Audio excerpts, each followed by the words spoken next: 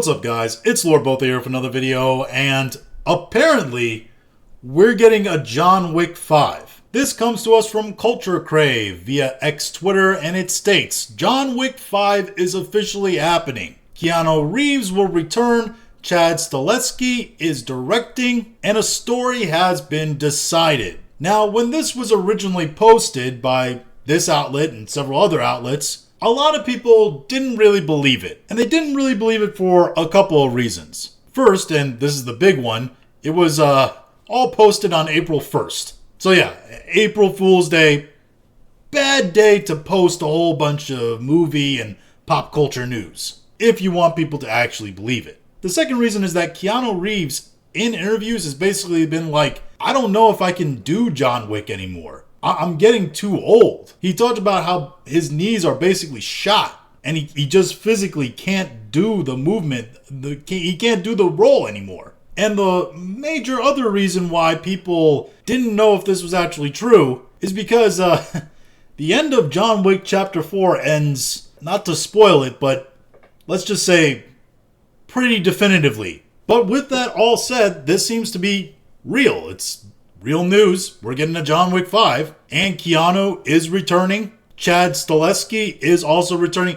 Chad was the guy who did all the other John Wick movies. He has a pretty long pedigree of films. They tend to be more hits than misses. Actually, a lot of really good films. And he's coming back for this one.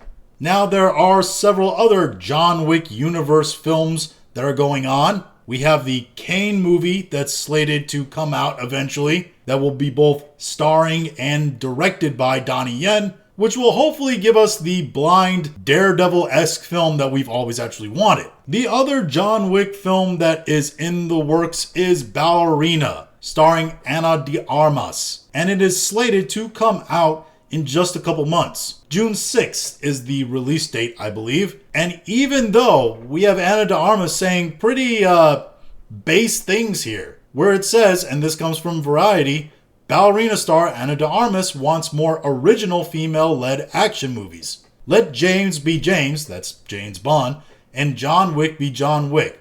We'll do our thing. And for the most part, yeah, I agree with that. You don't need to gender swap characters that already exist and have always been male. James Bond is James Bond, a man. John Wick is also a man. Jason Bourne is a man. And yes, you can have a female spy movie. You can do female action spies really well. In Mr. and Mrs. Smith, Angelina Jolie plays a kick-ass female spy. And there's a whole history of other women that have played female spies that can really throw down. That said, in the era when people are tired of seeing the girl boss trope, I'm not sure that that can actually happen anymore, at least be successful. Even in their own original characters, strong female leads are kind of looked down upon now. Which is why I'm not sure Ballerina will actually do that well in theaters. Because when the anti-woke crowd gets closer and closer to the actual release of this movie, and we get more and more promotional material online, they're going to come after it pretty hard, I think. Maybe they won't.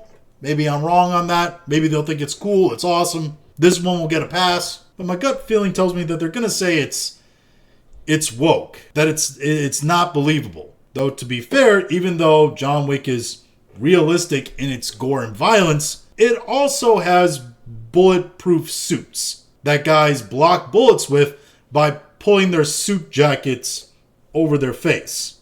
So where do we draw the line of the suspension of disbelief? Now, one of the more practical reasons why I think this film might fail is because it's written by a guy named Shay Hatten. Now, Shay Hatten was a co-writer on both John Wick 3, which I thought was maybe the weakest installment of the series, and John Wick 4, which I thought was phenomenal. So a bit of a yin and yang there, but one of the real big problems is this guy's a Snyder dude. Like, he co-wrote Rebel Moon. Yikes. That's not something you want to see on anybody's filmography. From the writers all the way down to the grips, I feel. So will the story actually make sense and be good? I'm not really sure. We might get characters all sitting around a table explaining their backstories to each other again. But time will tell on that. My gut feeling is, though, that this movie is gonna do surprisingly low. But those are just my thoughts on all this. If you have your own thoughts, go ahead and leave them in the comments. If you liked this video, go and like, share, and subscribe. If you didn't like this video, I appreciate you watching all of it, and we'll talk to you again later.